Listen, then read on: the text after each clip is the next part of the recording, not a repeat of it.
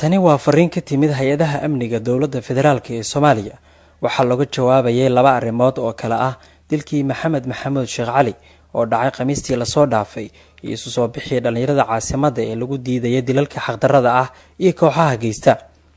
Xogta hay-adaha muqaabaraadka dowladda Soomaaliya ayaa iftiimisay nooca gaariga iyo raggii ka dambeeyay ee dilay Maxamed Sheekh. Ka hor dabagalka ciidanka amniga Soomaaliya ee gaarigii geystay dilkaasi iyo kooxihii ka dambeeyay, waxaa gacanta lagu dhigay ama la helay baaritaanka waxyaabo horudhac u noqon kara oo ay ka mid yihiin kaamirooyinka waxduuba oo meel dheer ka duubay qaabkii u dhacay dilkii loo geystay Maxamed Sheekh Cali, Allah u naxariiste. Ciidamada amniga oo maalmahan ku daba jiray waxa ay ku guuleysteen in la helo kooxdii ka dambeysay ama geysatay dilkii Maxamed Maxamuud Sheekh Cali. Ciidanka amniga ayaa toogasho ku dilay raggaasi kadib markii ay ka war heleen gaarigii Muqdisho dilalka kala duwan ka geystay in uu la taagan yahay bar kontarool oo ciidanka ay joogeen. Laba ka mid ah maleeshiyadii gaarigaasi wadatay ayaana la qaarijiyay.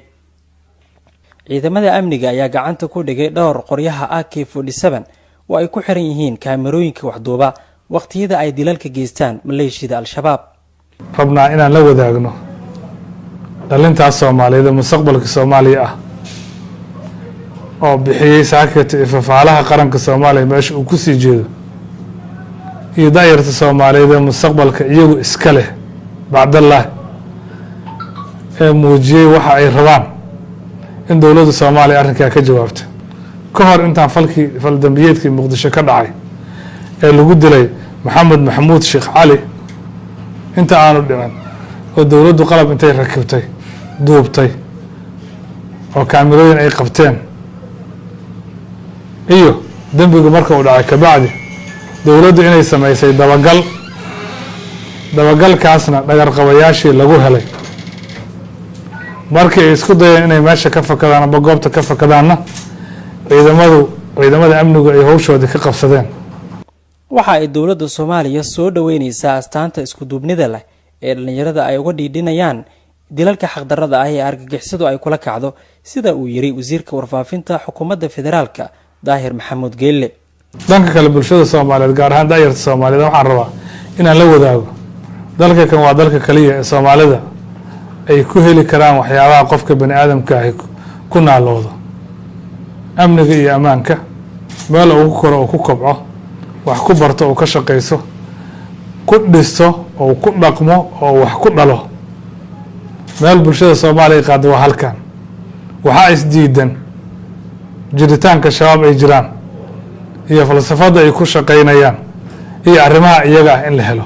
siyaasi daraadeed dadka Soomaalidu ma ahan wax ay kala dooran karaan inay iska daayaan iyo inay la diraan, laakiin waa wax jiritaankooda la xiriiro.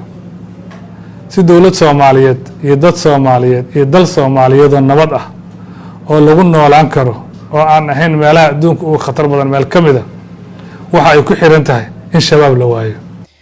jawaabta dowladda hay-adaheeda amnigu ay bixiyeen waxay kalsooni weyn gelinaysaa wada shaqaynta dhalinyarada iyo ciidamada amniga, hay-adaha wardoonka iyo in Al-Shabaab iyaga la beegsado.